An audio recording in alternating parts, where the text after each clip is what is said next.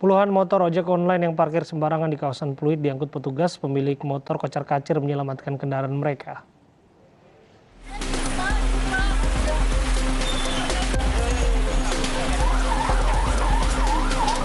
Tanpa basa-basi, petugas Dinas Perhubungan langsung mengangkut motor-motor yang diparkir di badan jalan di kawasan Simpang SCBD Pluit ini.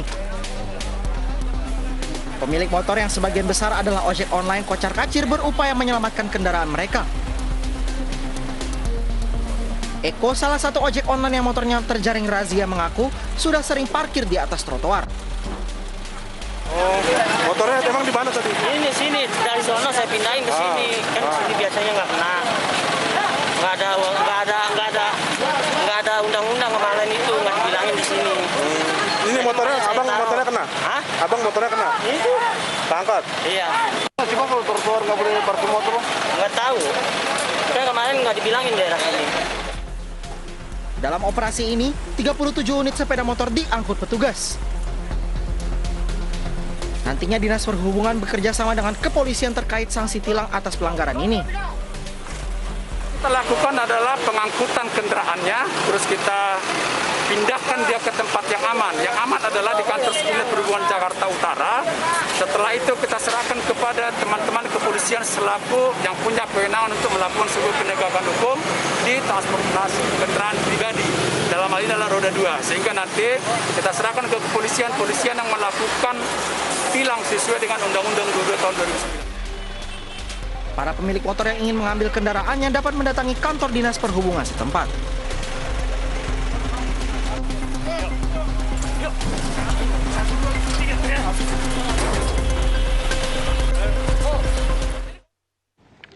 Di tengah upaya untuk terus menekan penyebaran COVID-19 dan pemulihan ekonomi, sejumlah pihak justru memanfaatkan pelonggaran aturan untuk melanggar. Sementara pemerintah menargetkan pandemi menjadi epidemi pada tahun 2022.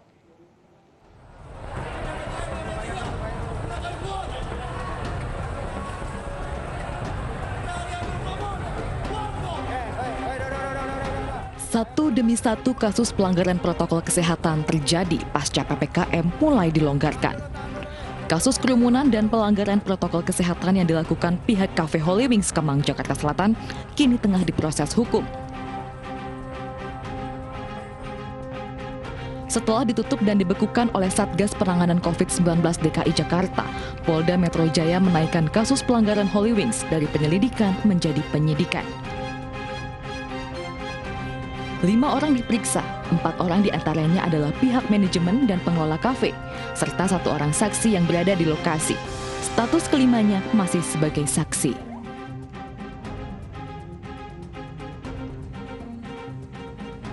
Diturunkannya level PPKM dari level 4 ke level 3 dan diizinkannya tempat wisata kembali buka melalui sistem uji coba perlu menjadi perhatian agar tidak terjadi pelanggaran.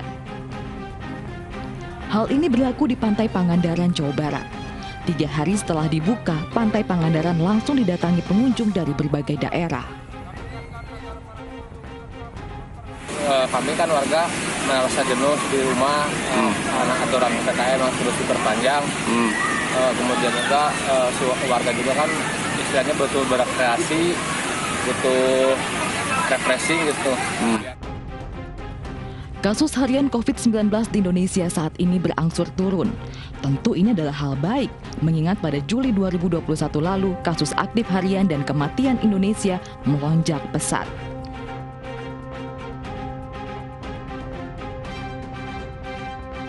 Indonesia bahkan sempat menduduki peringkat kasus harian dan kematian tertinggi di dunia.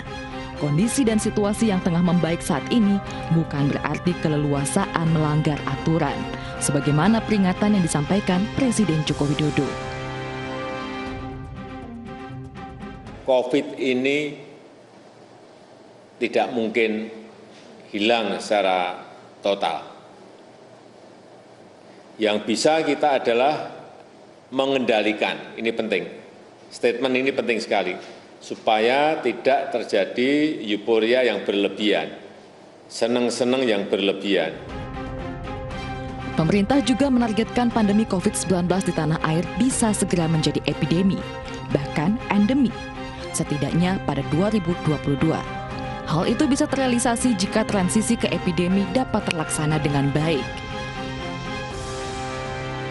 Masing-masing negara tentu dapat saja menyatakan bahwa dirinya sudah terkendali atau sudah endemi, itu dapat dilakukan oleh masing-masing negara, dan tentu ada banyak pertimbangan yang harus dihitung, misalnya saja jumlah kasus, jumlah kematian, reproductive number, mungkin juga positivity rate, kemampuan sistem kesehatan untuk menangani kasus yang ada, dan beberapa faktor yang lainnya. Pemerintah menyebutkan 3 strategi pandemi COVID-19 di Indonesia bisa mencapai epidemi, yakni peningkatan vaksinasi, testing, tracing, dan treatment, serta tetap patuh pada protokol kesehatan.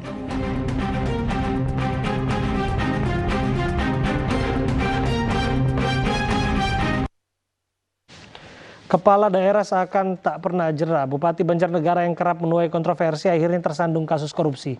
Sosok bupati yang pernah salah menyebut nama Menko Luhut kini menjadi tahanan KPK.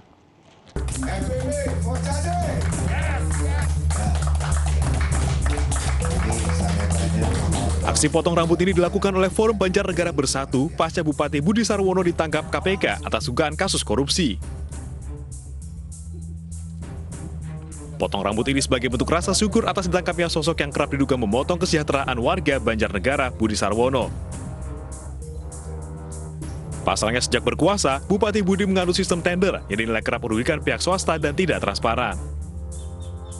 Tidak hanya Forjasi barangkali, masyarakat Banjarnegara pun itu sempat pesimis dengan kinerja dari KPK. Tapi alhamdulillah emang tadi malam membuktikan bahwa dari KPK itu membuktikan kinerjanya, terbukti sudah kita menyaksikan bersama tadi malam, sehingga KPK bisa mengumumkan dan menahan Budi Sarwono dan Dedi. Tidak hanya dengan syukuran dan potong rambut, ungkapan kebahagiaan atas tangkapnya Bupati Banjarnegara juga terpampang jelas melalui berbagai spanduk. Spanduk dukungan pemberantasan korupsi ini terbentang di alun-alun Banjarnegara, Jawa Tengah, usai KPK menangkap sang bupati yang terjerat kasus rasuah. Bersama pihak swasta, Bupati Banjarnegara diduga menerima kompensasi pelaksanaan proyek sebesar 2,1 miliar rupiah dengan menaikkan 20% harga perakiran sendiri. Menurut KPK, Bupati yang diusung Partai Demokrat, P3, dan Partai Golkar ini berperan aktif dalam pelelangan pekerjaan infrastruktur. Sebagai penyelenggara negara, Budi sedianya mengawasi proyek, namun kepala daerah kontroversial ini justru ikut dalam pengadaan dan menerima gratifikasi. Setelah KPK melakukan penyelidikan, maka kita tentu menemukan adanya bukti permulaan cukup dan kita tingkatkan melakukan penyidikan. Dan malam hari ini kita sampaikan pada rekan-rekan bahwa hasil kerja keras tersebut menetapkan 2 orang tersangka, antara lain atas nama BS, yaitu Bupati Kabupaten Banjarnegara, periode 2017-2022. Dan tersangka kedua adalah KA, pihak swasta.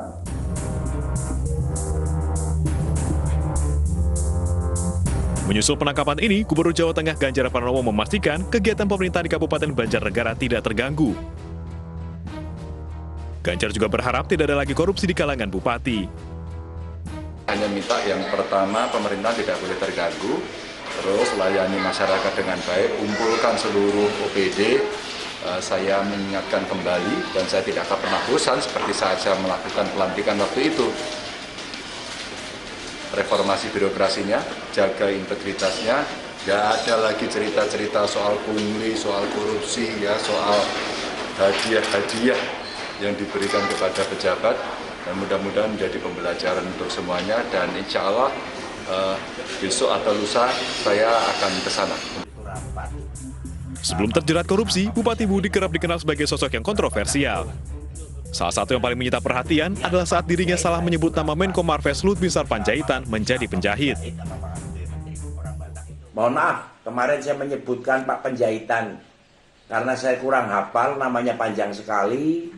Ini sekarang saya baca yang jelas, dan saya mohon maaf, adalah Bapak Menko Marinvest, Bapak Luhut Binsar Panjaitan.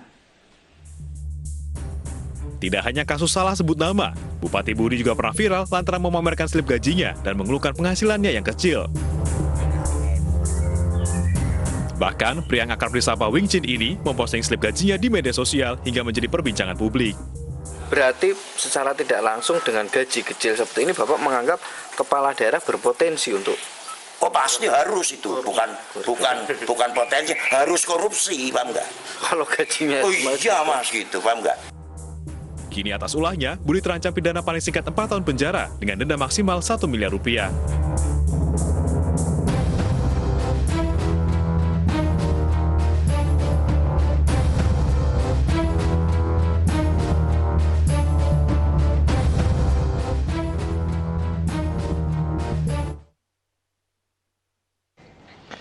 Penyanyi senior Kus Hendratmo meninggal dunia. Ini Prime akan kembali saja sesaat lagi.